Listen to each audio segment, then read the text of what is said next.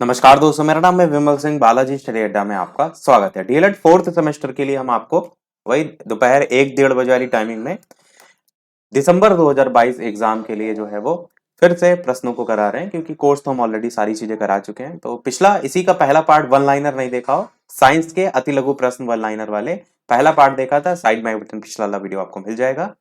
आज हम देखेंगे पार्ट नंबर 2 और 2 में जितने भी क्वेश्चन आपके रह गए थे ना, वो सभी हम इसमें कवर कर देंगे, क्योंकि आधे हमने देख लिए थे, आधे आपके रह गए थे। तो चलिए स्टार्ट करते हैं। पिछली वाली वीडियो में हमने एक क्वेश्चन पूछा था, पारिस्थितिक तंत्र का सबसे पहले प्रयोग, तो सभी ने आंसर 1935 दिया है, सभी का आंसर बिल्कुल सही था 1935। आज के प्रश्न हम स्टार्ट करते हैं। सबसे पहला प्रश्न है कि किसी वर्ग क्रमांक से क्या प्रदर्शित होता है। वर्ग जो क्रमांक होता है उसे तत्वों की जो संख्या होती है ना, वो प्रदर्शित होती है। आवर्त सारणी के जो वर्ग होते हैं उनकी क्या विशेषताएं होती हैं, तो एक ही उपवर्ग के तत्वों के गुणों में आपस में समानता होती है, परंतु उसी वर्ग के जो दूसरे उपवर्ग होते हैं उसके तत्वों की गुणों में भिन्नता होती है। एक ही उपवर्ग में ऊपर से नीचे अगर आएंगे तो तत्वों के भौतिक और रासायनिक गुणों में भी परिवर्तन आता है। जैसे ऊपर कोई दे रखा हो तत्व, फिर नीचे आएगा तो अलग अलग रासायनिक गुणधर्म वाले होते हैं ना, जैसे हाइड्रोजन, हीलियम, लिथियम, बेरिलियम। वही चीज यहाँ पर कोई भी दो विशेषताएं लिख सकते हैं, वो तो यहाँ पर बताई गई हैं। अगला क्वेश्चन आपसे कह रहा है संशोधित आवर्त सारणी में कितने आवर्त जो है वो होते हैं, तो कुल 7 आवर्त आपको यहाँ पर देखने को मिलते हैं। तो कुल 7 आवर्त होते हैं। और अगर बात करें आधुनिक में कितने वर्ग होते हैं, तो 18 वर्ग होते हैं। बस दो चीजें ही पता होना चाहिए संशोधित वाले में, और यही आपसे ज्यादातर पूछ रहा था। पहले जो थे वो 7 आवर्त थे, 7 आवर्त के 7 आवर्त ही रहे, पर वर्ग जो थे पहले 9 थे, या उसको समूह भी कहते हैं, और आधुनिक में वो 18 हो गए। लघु अति लघु आवर्त में कितने तत्व होते हैं, 2 तत्व होते हैं। दीर्घ आवर्त में कितने तत्व होते हैं, चौथे और पांचवें आवर्त में 18-18 तत्व होते हैं। मंडलीक की दो लाभ, ये यहां से क्वेश्चन बनता है, सही परमाणु भार ज्ञात करने में हेल्प करता है, नए तत्वों की खोज में अनुसंधान में हेल्प करता है। मंडलीक की आवर्त सारणी के दोष क्या है, तो जैसे असमान जो तत्व में मतलब आपस में मेल नहीं खाते, उनको इन्होंने एक साथ रख दिया है। समान तत्व जो थे, यानी कि जो मेल आपस में खा रहे थे, उनको इन्होंने अलग अलग रख दिया, तो दो तो ऐसे ही याद हो गए। दुर्लभ मृदा तत्वों को स्थान जो है यहाँ पर, ये एक पॉइंट आपको जो है वो याद रखना पड़ सकता है। धातु अधातु कहाँ से क्या होता है, धातु मतलब कम विद्युत ऋणात्मक वाले तत्व होते हैं, और अधातु अधिक विद्युत ऋणात्मक वाले तत्व। बस एक एक लाइन में याद रख सकते हैं। मेंडलीव की जो आवर्त सारणी, उसमें संशोधन किसने किया था, तो मोजले ने किया था। सरल धारा किसे कहते हैं, एक स्थायी धारा जो केवल एक दिशा में प्रवाहित होती है उसे कहते हैं सरल धारा। जैसे सेल, बैटरी से प्राप्त विद्युत धारा, ये सब। अच्छा, विद्युत धारा के स्रोत क्या होते हैं, तो सेल के थ्रू भी होता है, जनरेटर के थ्रू भी होता है। सब एक एक लाइन वाले हैं। विद्युत वाहक बल किसे कहते हैं, एक विद्युत सेल के संपूर्ण परिपथ में 1 कूलम्ब प्रवेश प्रवाहित होने के लिए सेल से जो ऊर्जा प्राप्त होती है उसे कहते हैं सेल का विद्युत वाहक बल। एमीटर जो है वो क्या होता है, विद्युत परिपथ में विद्युत धारा की माप के लिए जिस उपकरण का हम यूज करते हैं, एमीटर से उसको मापा जाता है, बस नापने के लिए यूज करते हैं एमीटर का। वोल्टमीटर क्या होता है, चालक के सिरों के बीच विभवांतर को ज्ञात करना हो या विभवांतर के मापन के लिए वोल्टमीटर का यूज। तो यहाँ पर बस एमीटर और वोल्टमीटर में एक एक लाइन आप देख रहे हैं। मेन जो डिफरेंस है, इसमें विभवांतर को ज्ञात करना है या विभवांतर के मापन के लिए, इसमें विद्युत धारा की माप के लिए। तो बस सबसे जो मेन अंतर है ना, बस यही है, इसी को ध्यान रखिएगा अमीटर और वोल्ट मीटर में। विद्युत प्रतिरोध क्या होता है, तो किसी निश्चित चालक के लिए चालक के सिरों का विभवांतर V, उसमें प्रवाहित धारा I, इनका जो रेशियो होता है वो हमेशा स्थिर रहता है। फॉर्मूला एक्चुअल में V बराबर I R होता है, इसी से इन्होंने R निकाल दिया है। तो R निकालेंगे तो I V के बट्टे में चला जाएगा, तो V अपॉन I बराबर R हो जाएगा। वही यहाँ पर लिखा हुआ है, सूत्र जो होता है वो एक्चुअल में V बराबर I R होता है। बाकी डेफिनेशन को यहाँ पर उसी के थ्रू समझाया गया है। फ्यूज किसे कहते हैं, फ्यूज जो होता है ना, उपकरणों को खराब होने से बचाने के लिए होता है। मैंने बताया था ना कल कि ज्यादा टेम्परेचर हो जाता है तो फ्यूज क्या होता है, गल जाता है। जैसे इलेक्ट्रिसिटी का जो प्रवाह होता है वो रुक जाता है, और कोई भी जो उपकरण है वो आपका फूकने से जो है वो बच जाता है। इस चीज को ऐसे समझिए कि आपका यहां से जो है वो बिजली का ये तार आ रहा है, यहां पर आपका ये फ्यूज लगा हुआ है, और यहां पर आपका बल्ब जल रहा है। अचानक से बहुत तेज लाइट आ जाए, उस केस में फ्यूज क्या होगा, ये गल जाएगा, और ये जब बीच से हट जाएगा तो यहां से यहां के बीच में गैप आ जाएगा, तो इलेक्ट्रिसिटी आगे जा नहीं पाएगी। इससे आपका जो बल्ब है वो फूकने से बच जाएगा। तो फ्यूज ये हेल्प करता है उपकरणों को फूकने से बचाने के लिए। एक प्रकार का छोटा सा तार होता है, उसको ही फ्यूज कहते हैं, और कुछ ऐसा नया नहीं होता है। चुंबक के ध्रुवों को एक दूसरे से अलग नहीं किया जा सकता, इसका क्या रीजन होता है, चुंबक में सदैव जो है वो ध्रुव पाए जाते हैं। चुंबक में अकेला जो स्वतंत्र ध्रुव है उसका होना संभव नहीं है। किसी चुंबक में दो ध्रुवी, दो दक्षिणी ध्रुव नहीं हो सकते। मतलब उनकी विशेषताएं केवल लिख दी है, आप और भी लिख सकते हैं, बहुत सी होती हैं। विद्युत चुंबक के यूज क्या होते हैं, टेलीग्राफ और टेलीफोन यंत्रों में होता है। मोटर जिसका यूज पंखा और कपड़ा धोने की मशीन में विद्युत घंटी या लाउड स्पीकर में, कारखानों में भारी स्टील के जो टुकड़े होते हैं ना, उसको अगर ले जाना है इधर से उधर, तो इन सब में यूज होता है। भारी टुकड़ों में विशेषकर होता है।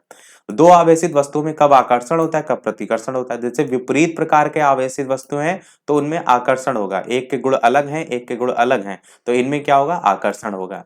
और जब समान प्रकार के गुण होते हैं तो उनमें प्रतिकर्षण, तो दूर भागते हैं। जैसे आपकी भी वही आदत है, सामने आप भी आलसी, सामने वाला भी आलसी, तो दोनों कहेंगे भैया तुम कर लो, तुम कर लो, तो उस कंडीशन में दोनों दूर भागेंगे। पर एक क्या होगा, बहुत मेहनती होगा, एक क्या होगा, बहुत आलसी होगा। तो ये आपस में बनाने की, बॉन्डिंग बनाने की कोशिश करेंगे। ऐसे ट्रिक से याद कर लीजिए, ये कोई ऐसा है नहीं आलसी और वाला, वो मैंने केवल समझाने के लिए लिखा है। ये जो विपरीत प्रकार के आवेशित होते हैं वस्तुओं के बीच, उनमें आकर्षण बल होता है। तो यही पूछा गया है, कब आकर्षण, कब प्रतिकर्षण। आवेश का मात्रक क्या होता है, कूलाम होता है। एकांक आवेश किसे कहते हैं, तो यदि समान परिमाण के दो सजातीय आवेश वायु या निर्वात में एक दूसरे से 1 सेंटीमीटर की दूरी स्थित होने पर 1 न्यूटन का प्रतिकर्षण बल आरोपित करें, उसी को एकांक आवेश कहते हैं। मतलब एक डेफिनेशन के तौर पर यहाँ पर बताई गई है। अगली प्रश्न है, विद्युत धारा किसे कहते हैं। विद्युत धारा का मात्रक क्या होता है, तो आवेश के प्रवाह की दर को कहते हैं विद्युत धारा, मात्रक होता है इसका एम्पियर।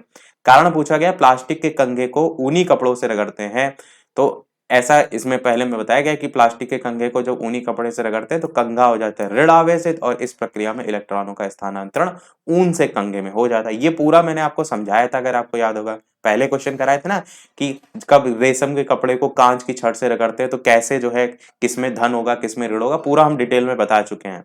तो अगला भी, फलालेन से रगड़ी गई एबोनेट की दोनों छड़ें एक दूसरे को प्रतिकर्षित करती हैं, तो दोनों छड़ों पर एक ही प्रकार का ऋण आवेश उत्पन्न हो जाता है, यानी दोनों छड़ें एक दूसरे को प्रतिकर्षित करती है। मैंने बताया ना कि दोनों पे समान होगा तो वो दूर भागेंगे, वही प्रतिकर्षित उसी को कहते हैं। तीसरा पूछा गया था, एक दूसरे से रगड़ी हुई दो वस्तुएं एक दूसरे को आकर्षित करती हैं, तो दोनों ही वस्तुएं समान रूप से विपरीत प्रकार के आवेश से आवेशित हो जाती हैं, इसलिए दोनों वस्तुएं एक दूसरे को आकर्षित करती हैं। तो मेन जो खेल है वो इनमें प्लस और माइनस जो साइन है ना, उसी का ही है। विद्युत धारा के प्रकार, दिष्ट धारा, प्रत्यावर्ती धारा, ये दोनों आपको पता होना चाहिए। दंड चुंबक का आकार कैसा होता है, तो आयताकार होता है। नाल चुंबक का आकार यू आकार का होता है। तो एक एक पॉइंट है उसमें, आयताकार, इसमें यू आकार। कि विद्युत धारा की तीव्रता किस समय तक एम्पियर होती है, तो जब कूलाम आवेश 1 सेकंड में प्रवाहित होता है तब उस परिपथ में प्रवाहित विद्युत धारा की तीव्रता 1 एम्पियर की होती है। लाल रुधिर कणिकाओं के क्या कार्य होते हैं, तो लाल रक्त की जो लाल रुधिर कणिकाएं होती हैं वो ऑक्सीजन और कार्बन डाइऑक्साइड से बंध बनाकर उनका परिवहन करती है। मतलब आरबीसी को लेकर के यहाँ पर पूछा गया है। श्वेत रुधिर कणिकाएं मैंने बताया था, डब्ल्यूबीसी जो होती हैं वो प्रतिरक्षा का काम करती हैं। डब्ल्यूबीसी मतलब व्हाइट ब्लड सेल्स, आरबीसी मतलब रेड ब्लड सेल्स, तो ये दोनों मैंने बताया था। रुधिर प्लेटलेट्स मैंने बताया था हेल्प करती हैं, जैसे कटवट लग जाता है तो रुधिर का वहां पर थक्का बना देती, खून बहना रुक जाता है, चोट के लगने पर रक्त के बहाव को भी नियंत्रण का काम करती हैं। रुधिर प्लाज्मा क्या होता है, तो ये जो है पीला चिपचिपा पारदर्शी तरल पदार्थ होता है। रुधिर का लगभग 50 से 60% भाग ये रुधिर प्लाज्मा होता है। सामान्य रूप से इसमें 90% जल और 10% अकार्बनिक और कार्बनिक पदार्थ होते हैं। ये इसकी विशेषता के तौर पर आप याद रख सकते हैं। रुधिर बैंक, ब्लड बैंक क्या होता है, ब्लड बैंक में आप जानते हैं कि सभी प्रकार के जो ब्लड है आपको देखने को मिलते हैं। तो वही यहाँ पर लिखा है कि प्लास्टिक की वायु रुद्ध बोतलों में सुरक्षित रखा जाता है। टेम्परेचर यहाँ पर दे रखा है फ़ारेनहाइट और डिग्री सेल्सियस, ये आप याद रख सकते हैं क्योंकि मेन पॉइंट है। ये वह स्थान जहां विभिन्न प्रकार के ब्लड को रखा जाता है ब्लड बैंक कहलाता है। बीपी क्या होता है, रक्तदाब क्या होता है, हृदय जो होता है वो हमारा रक्त जो होता है उसको पंप करता है, और हृदय प्रकुंचन के समय दाब अधिक होता है, शीतलन के समय कम होता है, क्योंकि आपका जो हार्ट होता है ना वो सिकुड़ता है, फैलता है, वही वाले को यहाँ पर शीतलन और प्रकुंचन के नाम दिए गए हैं। स्वस्थ मनुष्य का जो बीपी होता है वो 120/80 mmHg होता है, इसको रट लीजिएगा। ये नंबर जो है, अगर रक्तदाब से क्वेश्चन आएगा ये जरूर लिखेंगे तभी नंबर मिलेंगे, और इसे दाबांतर मापी के द्वारा मापा जाता है। रक्त की संरचना कैसी होती है, तो दो तत्वों के सम्मेलन से रुधिर प्लाज्मा और रक्त कणिकाएं, रक्त कणिकाओं में आरबीसी, डब्ल्यूबीसी और प्लेटलेट्स इसी के अंदर आते हैं, जो टाइप हम देखते हैं जो ऊपर अभी हमने पढ़े थे। रक्त वर्ग की जानकारी के दो लाभ बताइए, तो जैसे अगर गलत वर्ग किसी को ब्लड गलत चढ़ा दिया जाए तो उसके रक्त में अभिश्लेषण क्रिया होने से उसकी मृत्यु हो सकती है, तो सोचिए गलत ब्लड ग्रुप नहीं चढ़ना चाहिए। दूसरा, चिकित्सा कानून के जो मुकदमे होते हैं उनमें बहुत हेल्प मिलती है। जो पैतृक झगड़े होते हैं वो इससे निपटाए जा सकते हैं। आपने सीआईडी वगैरह देखा होगा ना, तो वहां भी तो ब्लड चेक करते हैं कि किसका किसमें है, वही सारी चीजें यहाँ पर बताई गई। मतलब कोई भी लिखने थे लाभ तो आप बहुत से लिख सकते हैं। बीमारी का पता लगाना हो तो ब्लड टेस्ट ही तो होता है, तो वो भी इसमें आप लिख सकते हैं। शरीर में रुधिर का महत्व तो आप जानते ही हैं कि जैविक क्रियाएं जो होती हैं उनके नियमन में रुधिर सबसे महत्वपूर्ण रोल अदा करता है। मेरा कहने का मतलब ये, आपको जो सबसे मेन पॉइंट है ना वो अपने दिमाग में एकदम फिट रखना है कि अगर कोई रुधिर का महत्व पूछे तो जैविक क्रियाओं के नियमन में रुधिर काम करता है, ये आपको सबसे पहले याद आना चाहिए। फिर जो चीजें आप लिख सकते हैं कि तरह तरह के पदार्थ घुलित अवस्था में होते हैं, रक्त वाहिनियों में शरीर की नलिका विहीन ग्रंथियों में जो रस होते हैं, हार्मोन्स होते हैं वो भी आते हैं, परिवहन रक्त के माध्यम से ही होता है, शारीरिक नियंत्रण बना रहता है, सारी चीजें फिर अलग अलग पॉइंट में लिख सकते हैं। अगला, मनुष्य के रक्त को जमने में कितना टाइम लगता है, तो 4 से 8 मिनट तक का समय लगता है। श्वेत रक्त कणिकाओं का जीवन काल कितना होता है, तो 1 से 4 दिन तक का होता है। रक्त वर्ग की पहचान सबसे पहले किसने की थी, तो कार्ल लैंड स्टीनर ने की थी, इनका नाम आप याद रख सकते हैं। रक्त की कमी और संक्रमण से कौन कौन से रोग होते हैं, तो रक्त की कमी या रक्त में असामान्यता होने पर कुछ भी रोग होते हैं, जैसे एनीमिया सबसे ज्यादा है, कुछ भी नहीं लिखा है, कुछ रोग हो सकते हैं, जैसे एनीमिया सबसे ज्यादा पूछा जाता है। इसके अलावा पॉलीसाइथीनिया भी है, और रुधिर संक्रमण से होने वाले रोग में हेपेटाइटिस बी है, एड्स, ये भी आते हैं। तो मेन आपको देखना है, एनीमिया ज्यादातर पूछा जाता है। अगला देखते हैं, और वीडियो सभी लोग लाइक भी जरूर करते रहिएगा, इसी प्रकार अच्छे अच्छे प्रश्न हम प्रैक्टिस करते रहे। तो जितने भी लोग वीडियो से जुड़ रहे हैं, लाइक और शेयर कर सकते हैं तो और लोगों के साथ शेयर। हम अभी एमसीक्यू करा रहे थे पहले, उसके बाद वन लाइनर करा रहे हैं, और भी सब्जेक्ट के भी एमसीक्यू हैं वो भी कराएंगे। उसके बाद जो भी आपका मैराथन क्लास या इंग्लिश, तो हमने टॉपिक अभी तक 2 हो चुके हैं, उसके अलावा जो आपका मैथ के टॉपिक वाइज हैं वो भी कराएंगे, तो सारी चीजें आपको देखने को मिलेंगी। हालांकि ये सब चीजें ऑलरेडी प्लेलिस्ट में मौजूद हैं, आप चाहें तो देख सकते हैं वहां से भी जा करके। सारा कोर्स हम करा चुके हैं, प्लेलिस्ट में भी आप देख सकते हैं, और प्लेलिस्ट में के अलावा वीडियो के डिस्क्रिप्शन में भी देख सकते हैं, सभी प्लेलिस्ट की लिंक आपको मिल जाएगी। तो जो लौहहीन रक्त अल्पता होते हैं उसका कारण क्या होता है, परिणाम क्या होता है, तो महिलाओं के लिए घातक होता है। खून की कमी वाले बच्चे सामान्य बच्चों की अपेक्षा कम सक्रिय होते हैं, सूजन वगैरह आ जाती, वो भी यहाँ पर लिखा हुआ है। थैलेसीमिया रोग, देखिए ये आपका 2019 के पेपर में आया था, ये ऐसे पूछा जाता है। तो थैलेसीमिया रोग के लक्षण पूछे गए हैं। तो इसमें होता क्या है, जैसे चेहरा पीला पड़ जाए, सांस फूलना, पेट फूला फूला, भूख ना लगना, अरुचि आपको चीजों में लगना, या उल्टियां हो जाना, लगातार जो ब्लड, जो ज्वर है वो बना रहना, ज्वर मतलब फीवर जिसको हम कहते हैं, और सिर बड़ा, शरीर की आकृति छोटी, मतलब जितने भी आप यहाँ पर देख रहे हैं जो मेन मेन है वो आप यहाँ पर याद रख सकते हैं, बाकी तो इसमें बहुत से लक्षण लिखे हुए हैं। थैलेसीमिया रोग के परिणाम बताइए, तो इस रोग के लक्षण इतनी कम उम्र में उपस्थित होते हैं, रोग की घातकता उतनी ज्यादा होती है, जैसे बालक जीवित नहीं रह पाते हैं, खून की कमी और रक्त जो कण होते हैं उनके विनाश के कारण बालकों का जो विकास होता है वो रुक जाता है, अस्थियां भी धीरे धीरे भंगुर हो जाती है। भंगुर का मतलब समझ रहे हैं, जैसे चीजें टूटने वाली कंडीशन में हो जाती है ना, मतलब मजबूती नहीं रहती है। और साथ ही साथ ये भी लिखा है, थैलेसीमिया मेजर से ग्रस्त बीमार की जो मृत्यु होती है 5 साल से लेकर 25 साल तक की उम्र में हो जाती है। कड़ी श्वेत कोशिकाहीनता रोग का कारण पूछा गया है, तो अस्थि मज्जा का किसी कारणवश गर्त होना इसका रीजन जो है वो होता है। एड्स रोग आप जानते ही हैं, HIV human immunodeficiency virus रोग का विषाणु शरीर में जो आपका लड़ने की क्षमता होती है, जिसको हम कहते हैं प्रतिरक्षा प्रणाली, या जिसमें हेल्प करता है आपका डब्ल्यूबीसी व्हाइट ब्लड सेल्स, उसको प्रभावित करता है, और मस्तिष्क की कोशिकाओं को प्रभावित करता है। धीरे धीरे जो प्रभावित कोशिकाएं होती है खत्म हो जाती है, रोगी अनेक बीमारियों से घिर जाता है, अंत में मृत्यु हो जाती है। एड्स के लक्षण पूछे गए, जैसे भूख ना लगना, शरीर के वजन में कमी, देखिए ये भी 2019 में आया है। त्वचा पर ददोरिया, थकावट, रोग से लड़ने की क्षमता में कमी, और पीड़ित व्यक्ति को निमोनिया और त्वचा कैंसर अधिक होता है इस रोग से पीड़ित। एड्स का जो पता है ये बहुत ज्यादा इंपॉर्टेंट है, एलिसा परीक्षण बहुत पूछा जाता है, कई बार एमसीक्यू में पूछा गया है। एड्स का full form acquired immuno deficiency syndrome. HIV की रोगजनक पर टिप्पणी, तो वो तो ऊपर हमने सारी चीजें बताई दी है। T3 और T4 जो कोशिका होती है इस पर जो है हमला करता है, वो यहाँ पर बताया गया, बाकी आप चाहें तो डिटेल में पढ़ सकते हैं। मेन जो मेरा काम है वो आपको इतना समझ में आना चाहिए कि आप अपने अकॉर्डिंग लिख सकें। मैंने एक लाइन में आपको बता दिया एड्स में होता क्या है, आपका जो प्रतिरक्षा प्रणाली होती है, जिसमें हम कहेंगे रोगों से लड़ने की जो क्षमता होती है उसको धीरे धीरे कम करने लगता है, और फिर आपका जो शरीर है वो धीरे धीरे और डाउन हो जाता है। और जो रोगों से लड़ने वाली क्षमता होती है वो आती किसके थ्रू है, तो व्हाइट ब्लड सेल्स के थ्रू आती है, श्वेत रक्त कणिकाओं के थ्रू आती है, तो उसी पर यह हमला करता है। एड्स का विषाणु क्या है, ह्यूमन एचआईवी जिसको कहते हैं, human immunodeficiency virus. AIDS का परीक्षण क्या है, तो एलिसा परीक्षण मैंने बताया, वायरस का अलग करके पता लगाना, और म्यूरेक्स एचआईवी टेस्ट भी होता है। T4 कोशिका और T8 कोशिका की गणना, इसमें T4 कोशिका इंपॉर्टेंट है, इसको आपको जो है वो जरूर पता होना चाहिए। हेपेटाइटिस बी जो है उसका उद्भवन काल कितना होता है, तो इसका उद्भवन काल 2 से जो है वो 5 माह तक का जो है वो होता है। हेपेटाइटिस बी रोग से मनुष्य के शरीर का कौन सा अंग प्रभावित होता है? तो यकृत को प्रभावित। यहाँ से आप देखेंगे तो कई कॉम्पिटिटिव लेवल वाले एग्जाम में भी जो क्वेश्चन है पूछे ला जाता है कि किसको प्रभावित करता है, तो यकृत जो है वो खराब हो जाता है। फिटकरी का क्या यूज होता है? तो बहना जो है वो रोकने के लिए, रक्त का बहना रोकने के लिए उपयोग में लाया जाता है फिटकरी। आपने देखा भी होगा दाढ़ी वगैरह में वाले जो है वो यूज करते हैं। वो प्राथमिक उपचार कैसे कहते हैं? आपातकालीन स्थिति में जो प्रारंभिक सहायता दी जाती है उसको कहते हैं प्राथमिक उपचार। फर्स्ट एड बॉक्स में रखी जाने वाली 4 सामग्री, रुई है, पट्टियां है, कैंची है, डिटॉल, ये सब रखा जाता है ना। वो सुरक्षा से क्या बात है, तो आप लिख ही सकते हैं। फर्स्ट एड बॉक्स पूछा जाता है, इसको जरूर समझ लीजिए। आपातकाल की स्थिति में उपचार करने के लिए जिस डिब्बे में आवश्यक वस्तुओं को रखा जाता है ना, उसको कहते हैं फर्स्ट एड बॉक्स। यहाँ से क्वेश्चन आपसे पूछा जा चुका है। 2022 वाले पेपर में शायद पूछा गया था कि 21 वाले में मुझे नहीं याद है, पर फर्स्ट एड बॉक्स से क्वेश्चन आया था। प्राथमिक उपचार के 2 सिद्धांत क्या होते हैं? सबसे पहले पीड़ित की श्वास वापस लाने का प्रयत्न करना चाहिए। उसके बाद जहां-जहां रक्तस्राव हो रहा है उसे रोकने का प्रयास करना चाहिए।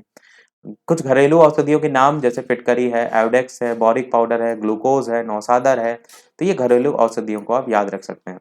किसी दुर्घटना में प्राथमिक उपचार जो है उसका क्या महत्व होता है? तो इसका महत्व आप कहेंगे घायल व्यक्ति को अस्पताल पहुंचाने से पहले उसकी जान बचाने के लिए प्राथमिक उपचार चाहिए होता है, वही यहाँ पर लिखा है। किसी व्यक्ति को अगर कुत्ते द्वारा काटा गया तो उस पर क्या प्राथमिक उपचार होता है? तो कुत्ते की लार को तुरंत पोंछ दें। सबसे पहले घाव को साबुन और पानी से कई बार अच्छी तरीके से धोएं। फिर घाव को एक सूखी निर्जमित ड्रेसिंग से भली भांति पोंछकर एक अन्य सूखी पट्टी से लपेट दें। काटने के लगभग 20 मिनट बाद तक घाव पर कार्बोलिक एसिड वगैरह ना लगाएं। ना लगाएं लिखा है। मरीज को इलाज के लिए अस्पताल ले जाएं। और देखिए अगर रेबीज हो रखा है, मतलब पागल कुत्ते ने अगर काटा है तो फिर रेबीज हो जाता है, तो फिर वो हालत इतनी खराब हो जाती है कि मृत्यु तक हो जाती है। तो कभी इन केस कुत्ते ने काटा है तो आपको लापरवाही तुरंत नहीं बदलना चाहिए। इसमें इंजेक्शन लगते हैं वो लगवाना चाहिए, वो भी आप इसमें लिख सकते हैं। पागल कुत्ते अगर काट लेता है, रेबीज जो होता है उसमें लक्षण क्या होते हैं? रेबीज में लक्षण ये होते हैं कि जैसे जैसे समय बीतता है तो जो कुत्ते के लक्षण होते हैं वो मनुष्य में आ जाते हैं। वो काटने को दौड़ता है, भौंकने को दौड़ता है और पानी से डर बहुत लगता है। जो कुत्ता काटने के बाद आपको लक्षण देखने को मिलते, तुरंत नहीं मिलते, धीरे धीरे लक्षण बढ़ते जाते हैं। तो इसमें पानी से बहुत डर लगता है। ये सारी चीजें आप अपने आप से लिख सकते हैं। मिर्गी का दौरा में क्या प्राथमिक उपचार होना चाहिए? मुंह से अगर निकलने वाला झाग है पोंछ दें। हाथ पैर झटकने की दशा में ध्यान रखें, किसी चीज से उसका कोई अंग जख्मी ना हो। अगर उसके मुंह में नकली दांत हो तो निकालना संभव तो निकाल दें। हालांकि यह असंभव भी हो सकता है क्योंकि वो अपने जबड़े कैसे रखता है, बलपूर्वक निकालना उचित नहीं है। पास की खतरनाक वस्तु जैसे आग, पानी, चलती मशीन, उससे बचाव करें। दौरा समाप्त होने के बाद व्यक्ति को करवट से लिटा दें। अब दिष्ट धारा पूछा गया क्या था 2016 में? देखिए दिशा और माप का परिवर्तन जिस धारा में नहीं होता है उसे दिष्ट धारा कहते हैं। सर्वाहारी जंतु किसे कहते हैं? जो मांसा और शाकाहारी दोनों भोजन खाए, सर्वाहारी आ जाएगा। अयस्क के सांद्रण के दौरान गुरुत्वीय पृथक्करण विधि द्वारा किस प्रकार की अशुद्धि, जिनका घनत्व उनकी अशुद्धियों से ज्यादा होता है, वो, यानी कि देख रहे हैं आप 2016 में क्वेश्चन आया था परंतु टॉपिक के अंदर से आया। मैंने आपको अयस्क का सांद्रण पूरा बताया था, गुरुत्वीय पृथक्करण विधि, और वही यहाँ पर देखिए उसकी जिनका घनत्व उनकी अशुद्धियों से ज्यादा होता है उसकी उस प्रकार का जो है शुद्धिकरण इनसे किया जाता है। एड्स का पूरा नाम एक्वायर्ड इम्यूनोडेफिशिएंसी सिंड्रोम। चुंबकीय बल रेखाओं दो विशेषताएं, समांतर बल रेखाएं हमेशा N2S होती हैं। 1 एम्पियर से क्या मतलब होता है? 1 सेकंड में प्रवाहित विद्युत धारा की मात्रा को 1 एम्पियर कहते हैं।